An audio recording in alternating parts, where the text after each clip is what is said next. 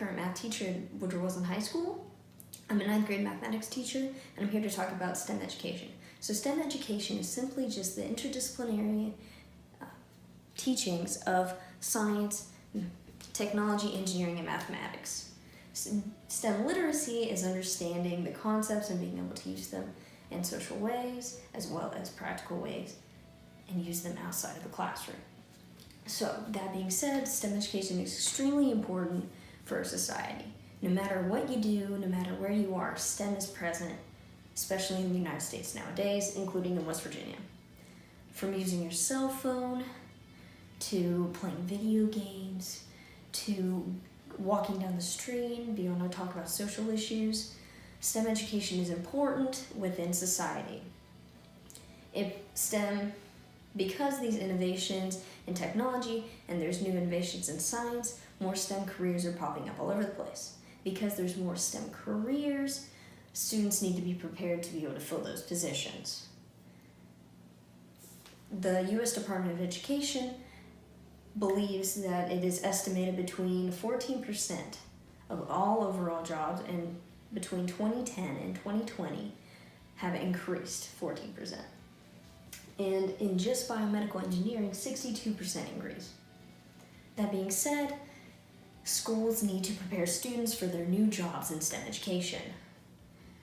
Even though there is a large increase in STEM, in the demand for STEM, West Virginia has fallen very, very short in being able to prepare students for this.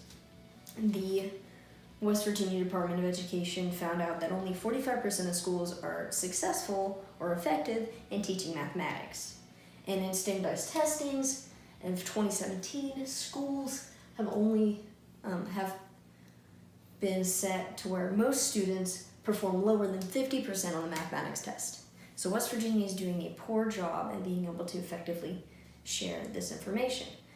That being said, schools need to work harder and be able to plan and work ahead. And here's just an idea of what can be used and changed in the school to be able to help alleviate some of the stress and be able to help students be more prepared for their future in STEM and in just their regular everyday lives, because STEM can be used for all occupations and teaches fresh and important skills for all students to learn. Discuss some of the challenges that arise with Woodrow Wilson High School. One of them being teachers. Now, teachers in West Virginia, it's hard to find people who want to teach mathematics and science, especially nowadays, and a lot of the times the teachers are retiring, and we're having just a low amount of teachers, and so substitutes often fill in classes when they have little educational training and little knowledge of the content area. So in order to alleviate the stress of ill-equipped teachers and sometimes unqualified teachers, training sessions and professional developments can help alleviate some of that stress. The next problem that may arise or challenge is student apathy. Students just don't care about school most times because they think there's a job that's directly out of high school that'll carry them through, like coal mining. The problem with coal mining is it's inconsistent money and inconsistent work because the coal mines are going back and forth of whether they're open or not due to regulations. So in order to do that, in order to be able to focus on STEM, teachers and schools need to make it more exciting for students to actually care about what they're learning and be able to connect it to their lives so they understand it more. And last of all is money. West Virginia is a very poor state, and a lot of the times the budget is cut from education. In order to alleviate some of the stress of education, to be able to pay for the resources as well as professional developments, we can apply for grants as well as ask the community members for donations to be able to help further us along. If the community knows that that STEM can be useful for them and can be helpful for the community, they're more likely to be able to give. So the implementation plan that I'm proposing is a 4-year plan to help just steadily increase STEM within the culture of the school as well as in the classroom. So first off, year 1, we're going to discuss the classroom, then what it does school-wide. So in the classroom, the first semester, the teachers are to design an experiment that connects at least to the disciplines of STEM. What I mean as in, it can be either science and technology, science and engineering, engineering and mathematics, any of the combinations depending on what the teacher would like to use. In second semester, the teacher has to have an experiment as well as design and implement a STEM project in the classroom. School-wide is a little more different.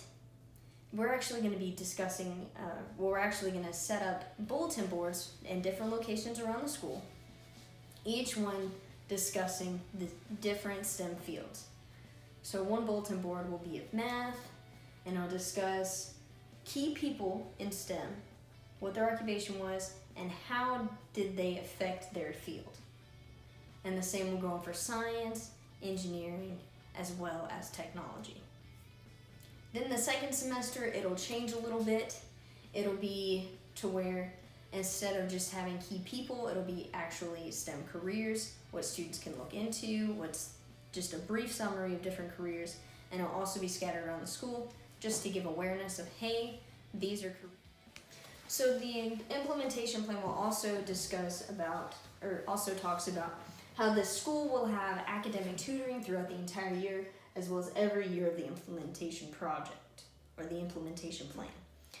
So that being said, year 2, the second semester, or the first semester, teachers will create a STEM unit as well as have a project that comes with a product and research. The product and research are used to describe how this concepts taught in the class can be useful in the students' everyday lives as well as maybe their future careers. It connects what they learn to their own lives, as well as helps them remember the content a little more easily because they understand it, they had to look into it, they had to work harder for it. Snapshot Journal discussed a study in Michigan of 48 different schools, or 48 different classrooms, ranging from high achieving to low achieving, from high poverty rate to low poverty rate, discussing project-based learning. They found that after the 20 lessons of project-based learning, students who performed or took part in these classes increased their writing as well as their critical thinking skills. So project-based learning is actually very effective and can be a useful aspect or strategy for STEM education, including the unit. Now the teachers are going to be able to have free reign on what they want the project to be on based on what their unit is. So whatever they think is appropriate topics is what they're going to allow their students to, and it gives the students a little more freedom to be able to make their learning a little more personalized. Now, second semester, they're going to do another unit as well as do 3 different experiments based on 2 of the interdisciplinary sections of STEM. Now, school-wide, the second semester STEM job fair the school will plan a job fair. This will have people from the community all around, including different engineering companies, dentists, nurses from Raleigh General Hospital, maybe some coal miners, and teachers from colleges and even different schools can come in to explain how their job is related to STEM, why they chose their job, and what they actually have to do on their job. This raises awareness of just different occupations that students can look to go into, just give a brief summary of what might happen, as well as raise awareness and maybe invoke a little more excitement in the study of STEM education. Now the second semester, the school will implement new STEM clubs that aren't already there.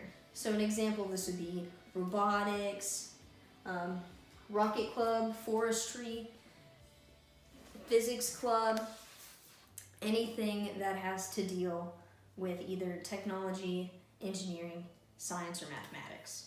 So even a gaming club can go along with the technology section. So these clubs will give students an extracurricular way of out-of-classroom learning of different STEM topics in their field that they would actually like to study. They get to choose it, and it's not necessarily mandatory for them, as well as students will be able to learn just the concepts in new ways and be able to have advancements in programming and or technology based on whichever club they would choose. Now year 3 in the classroom, the teacher will create 2 different STEM units and perform at least 3 experiments in that semester. Second semester, they perform monthly experiments and have a lesson once a week connecting the STEM concepts with what they can do in their lives with those concepts. School-wide, the school will have a fair based on those clubs that were created the year before, where the clubs can, or a rally, it depends. It can be a fair or a rally depending on what the school would prefer, where the students can go around and share what they learned in their club, what they are currently doing, and what they plan to do in the future in the club. Now, second semester, those clubs are actually going to start competing in different competitions around the region and the state based on those STEM competitions. Now, year 4, in the classrooms, first semester, they perform experiments bi-weekly. So they're going to continuously have experiments every fortnight throughout the entire year, or throughout the entire semester. Now, second semester, the students are to create a portfolio with all the information they collected from the experiments of the previous semester, as well as experiments they're going to do in this semester. Add to the portfolio different occupations that use those set experiments, what they use them for, and just list off multiple careers in STEM that use those. Now, in school-wide, the school is going to create a garden, a campus-wide garden. Each section, or each grade level will have their own section of the vegetable garden in order to be able to raise and maintain the vegetables. This can help show biology. So the implementation plan also requires at least 1 professional development in a STEM-related area each academic year or every year. So these can be, so here's some examples of the trainings. They aren't necessarily left for these, but these are just ideas that can happen. There's a ITEEA seminar that's about $45 that talks about integrating technology and engineering and the best practices for the classroom. Another one is attending the LEGO Robotics for Educators to help advance programs with challenges and tasks. It's about $680 per person, and you leave with new materials for teaching the robotics in the classroom, as well as maybe attending the STEM Leadership Alliance Summit to learn how to address the gaps in resources and student knowledge. And the last optional training, there's more trainings out there, these are just key ones that could help, is to attend the Wade Institute for Science and Technology Summer Professional Development Plan, to energize students in science and engineering practices, and it costs around $400 for two teachers to attend the entire conference. So increasing the effectiveness of STEM education strengthens a school by equipping teachers with more effective teaching strategies and the ability to be able to understand the concepts more, as well as connect them to everyday lives of students. By connecting it to the everyday lives of students, students are able to retain the information and understand it a little better, and maybe increase the test scores that we know are so low in West Virginia. By connecting the abstract concepts of STEM to the concrete world, students are able to understand the information, and teachers are able to teach the content more effectively so students may retain the information. Now, by connecting the concepts, students retain the information, so test scores will increase, and by strengthening the students' understanding of STEM, we're helping push forward a new workforce and preparing students for their new lives. So STEM is always going to be present in society. From collecting evidence to texting your coworker, STEM is there with technology or with science, being able to understand problems. All this is part of STEM. So because this is part of STEM, these are useful skills that are needed in the job force and to be able to succeed as citizens in the United States as well as the community at large.